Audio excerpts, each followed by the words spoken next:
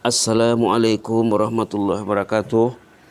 Di pagi yang mulia ini, bismillah walhamdulillah wassalatu wassalamu ala rasulillah wa ala alihi washabihi wa man tabi'alah. Wasallim tasliman kasiran kasira. Ya hayyu qayyum rahmatika nastaghis aslih lana sya'nana kullahu wa la takilna ila anfusina tarfata ain. Kita teruskan halaqah duduk sejenak bersama Tafsir Al-Munir surah At-Tin, pertemuan yang ketiga. Alhamdulillah. Untuk ambil berkat sama-sama kita baca surah At-Tin. Mudah-mudahan hati kita terbuka ya dengan wahyu Allah ini. A'udzubillahi minasyaitonir rajim. Bismillahirrahmanirrahim. Wat-tini waz-zaitun wa turi sinin wa hadzal baladil amin. Laqad khalaqnal insana fi ahsani taqwim thumma radadnahu asfala safilin illa alladhina amanu wa 'amilus salihati falahum ajrun ghairu mamnun fama yukadzibuka ba'du biddin alaysallahu biahkamil hakimin bala wa nahnu 'ala dzalika minasyahidin bala wa ana 'ala dzalika minasyahidin.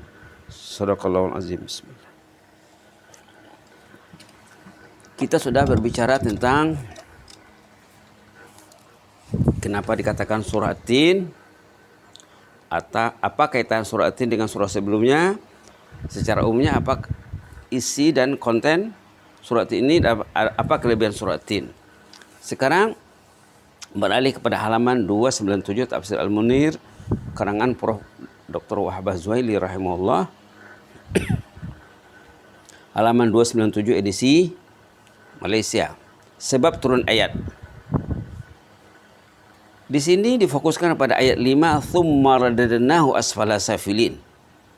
Kemudian manusia itu dikembalikan ke tempat yang paling rendah. Kalau di dunia ini hidup hina lah ya. Kalau di akhirat nanti neraka lah, apalagi. Ayat 5 surah At-Tin. Diriwayatkan oleh Ibnu Jarir daripada Ibnu Abbas tentang firman Allah, kemudian kami kembalikan manusia itu ke tempat yang rendah. Beliau berkata golongan yang dimaksudkan oleh ayat ini adalah satu golongan yang telah dipanjangkan umur mereka di zaman Rasulullah sehingga ke tahap yang nyanyok. Ini maksudnya katanya bukan orang kafir yang masuk neraka saja. Orang yang panjang usianya di penghujung usianya dia nyanyok. Karena kita saksikan demikian. Bila tahap umur manusia sampai kepada tahap tertentu, dia akan berubah kondisi kesehatannya secara lumrah. Ini maksud ayat ini katanya. Rasulullah ditanya mengenai mereka itu tentang kewarasan yang mereka itu semakin hilang akal. Macam mana kedudukan mereka itu? Itulah maka turun ayat ini. Lalu Allah menurunkan ayat tentang keuzuran mereka. Allah menjelaskan bahwa mereka mendapat pahala menurut amalan mereka semasa siuman dahulu sebelum menjadi nyanyok. Ini berita gembira ini. Orang yang sampai ke usia yang nyanyok, amal ibadahnya sebelum nyanyok waktu dia sehat akan dikira. Ini hebatnya Islam ya. Jadi sebelum sampai usia nyanyok, jangan tunggu nyanyok dulu. Baikilah keadaan. Kalau dia biasa membaca Quran, kalau dia biasa ke masjid, kalau dia aktif dengan majelis ilmu sebelum dia nyanyok, maka amalan itu akan dituliskan baginya selepas dia uzur nyanyok. Ada hadis Imam Bukhari mengatakan, iza maridal abdu aw safar kutiba lahu mithlu ma kana ya'malu muqiman sahiha. Rawahu Al-Imam Bukhari. Orang itu apabila dia sakit atau musafir, maka tetap dia mendapat pahala seperti mana dia tidak musafir, seperti mana dia sehat. Ini maksud ayat ini. Ini berita gembira ya. Jadi sama-sama lah kita meraih amal ibadat yang tinggi nilainya selagi kita sehat. Nanti kalau tiba usia nyanyok, mudah-mudahan tidak nyanyok. Nanti ada cerita nyanyok lagi di depan nih. Katanya orang yang rajin baca Quran insya Allah tidak akan nyanyok. Ada nanti ceritanya di bawah. Itulah sedikit tentang sebab turun ayat nomor berapa tadi? Summa radadnahu asfala safilin, yaitu ayat nomor 5. Kenapa turun ayat ini? Menjawab masalah kegundahan masyarakat di zaman Rasulullah, macam mana cerita orang yang pada awalnya dia sehat, sudah 70-80 lebih, lalu dia nyanyuk. Macam mana ceritanya? Maka datang ayat ini menjawabnya, illal ladzina amanu wa amilus salihat falahum ajrun ghairu mamnun. Kecuali mereka yang beramal saleh sebelum dia sakit, sebelum dia nyanyuk, dia akan dituliskan baginya pahala yang terus menerus insyaallah biiznillah taala. Karena proses nyanyuk itu proses semula jadi. Kondisi kesehatan orang itu tidak sama. Ada yang cepat nyanyuknya, ada yang nyanyuk betul, ada yang mata saja diambil, pikiran masih oke, masih stabil, tapi pandangannya sudah diambil. Ada semuanya diambil. Subhanallah. Itu kekayaan Allah ya. Kekayaan Allah. Ada yang sehat. Ada yang sehat 100 tahun pun sehat walafiat, tidak nyanyuk, tidak masalah pandangan, pendengaran semua oke. Itu kekayaan Allah. Yang penting kita mintalah kepada Allah hasanah fid dunya wa fil akhirati hasanah wa qina azabannar. Sekarang berangkat kepada tafsir dan ulasan sedikit ya, halaman 298 edisi Kuala Lumpur. Firman Allah yang bermaksud demi buah tin dan buah zaitun, watini wa zaitun. Di sini Allah memulakan ayat dengan bersumpah atas nama buah tin yang sering menjadi bahan makanan orang Arab, dan atas nama buah zaitun yang diperah buahnya untuk mendapatkan minyak. Bagi orang yang pergi ke Mekah, Madinah, negara Arab, memang mereka tahu ya. Allah bersumpah dengan buah ini, katanya dua buah tin dan zaitun. Memang yang dimaksudkan dengan perkataan tin dan zaitun dalam ayat ini adalah buah tin dan zaitun yang dikenal oleh orang ramai, seperti mana yang dikatakan oleh Imam Ibnu Abbas radhiyallahu anhu. Apa katanya? Buah tin dan buah zaitun itu ialah yang kalian makan, itulah katanya. Yang ada pada kalian itu, kata Abdullah bin Abbas, bukan ada maksud lain. Kedua-dua buah tersebut juga dianggap simbolik kepada kota suci Baitul Maqdis yang terkenal dengan pokok buah tin dan zaitun. Dari sisi lain, watini wa zaitun itu mengandung makna simbolik, maksudnya kota Baitul Maqdis. Mudah-mudahan Allah mengembalikannya kepada pangkuan umat Islam ya. Tujuan Allah bersumpah dengan tin dan zaitun adalah karena sifatnya yang sebagai makanan, sebagai buah pembasuh mulut juga katanya, dan juga sebagai ubat penawar. Banyak khasiat, banyak hikmat daripada buah tin ini. Buah tin dianggap makanan karena ia sejenis makanan yang lembut, cepat dihadam, cepat dicerna, dan ianya tidak memberi kesan yang buruk kepada perut. Buah tersebut juga dapat mengurangkan kepanasan badan. Di samping itu dapat membersihkan kedua buah pinggang, dapat menghilangkan batu karang, dan menyegarkan badan. Inilah kata Prof. Wahbah Zuhaili ya. Karena beliau sendiri dari negeri buah tin dan zaitun sana. Dia dari sana, dia dibesarkan sana, dia memang orang sana. Buah tin juga adalah sebaik-baik buah. Buah ini dianggap obat karena ia digunakan untuk mengeluarkan penyakit dalam tubuh badan.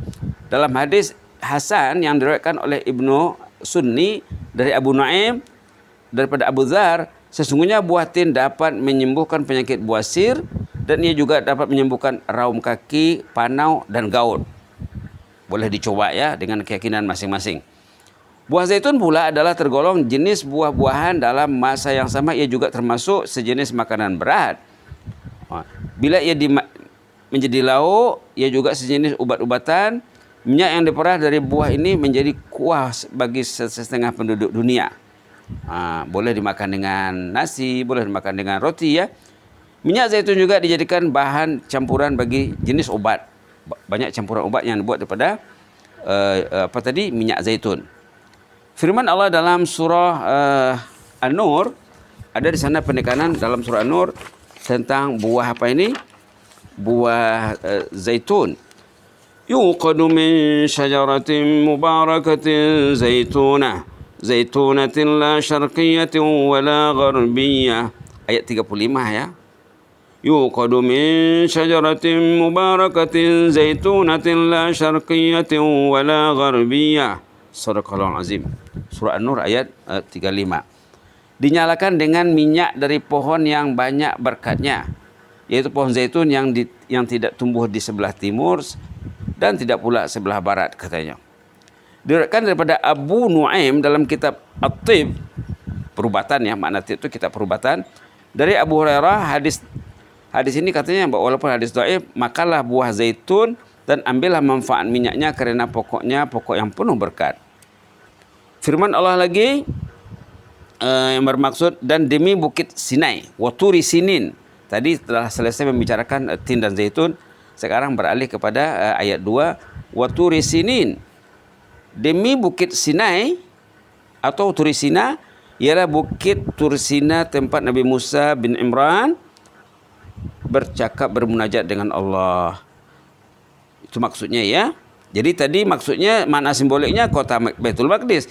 Ini pula bukit Turi Sina. Wa hadzal baladil amin, ayat 3, demi kota Mekah yang aman tentram ini, yaitu Makkah Al-Mukarramah yang dimuliakan oleh Allah Subhanahu wa taala dengan adanya Al-Ka'bah Al-Musyarrafah di sana. Mekah juga sebagai tempat kelahiran Rasulullah SAW dan tempat di mana baginda diangkat menjadi Rasul. Mekah dinamakan sebagai Al-Baladul Amin, negeri yang aman tentram, karena di sana ada ayat dalam surah Al-Imran menegaskan lagi, wa man dakhalahu kana amina. Siapa yang masuk Mekah amanlah keadaannya, tidak boleh diganggu, tidak boleh digugat. Binatangnya, hayawanannya pun di tanah haram itu ya, binatang dan tumbuh-tumbuhan di tanah haram tidak boleh dirosak ya. Allah telah bersumpah dengan 3 perkara di atas yang merangkumi nama tempat berkenaan, karena disitulah berlakunya penurunan wahyu Allah kepada para Rasul Ulul Azmi. Dari situ jugalah terpancarnya cahaya hidayah kepada manusia. Tempat tersebut pernah dijelaskan di akhir Taurat, katanya ada ayat di akhir kitab Taurat, datangnya Allah dari bukit Turi Sina itu tempat berlakunya percakapan Allah dengan Nabi Musa dan bin Imran. Dia muncul dari Sa'ir, yaitu tempat dibangkitkan daripadanya Nabi Isa ibnu Maryam. Dia menyerlahkan diri dari bukit Faran, yaitu bukit Mekah, di mana Nabi Muhammad SAW diutuskan daripada bukit tersebut. Ada dalam kitab Taurat sebutan tentang Nabi Musa, Nabi Isa dan Nabi Muhammad. Kitab Taurat juga menyebutkan mereka berdasarkan susunan peristiwa yang berlaku mengikut masa. Maka dengan itu Allah bersumpah dengan memulakan yang mulia, kemudian yang lebih mulia, kemudian yang lebih mulia lagi di antara keduanya, yaitu wahazal baladil amin. Mudah-mudahan ada manfaatnya. Yang jelasnya tempat yang mulia ini adalah tempat turunnya wahyu, negeri para anbiya, negeri para aulia, negeri para salihin. Mudah-mudahan kita tergolong orang yang soleh dan solehah belaka. Amin ya rabbal alamin. Allahumma zidna wa la tanqusna wa akrimna wa la tuhinna wa atina wa la tahrimna wa asirna wa la tu'sir alaina wa adna warda ya karim. اللهم احفظ سلطاننا وإيانا والمسلمين والناس أجمعين. اللهم احفظ سلطاننا والمسلمين وإيانا والناس أجمعين. اللهم احفظ سلطاننا وإيانا والمسلمين والناس أجمعين. اللهم احفظنا من كل سوء. اللهم احفظنا من كل مكروه. اللهم ارفع عنا هذا الوباء. اللهم ارفع عنا هذا الوباء. اللهم اكشف عنا هذا الوباء ما شئت وكيف شئت. إنك على ما تشاء قدير. إنك نعم المولى ونعم النصير. وصلى الله على سيدنا محمد النبي الأمي وعلى آله وصحبه وسلم والحمد لله رب العالمين.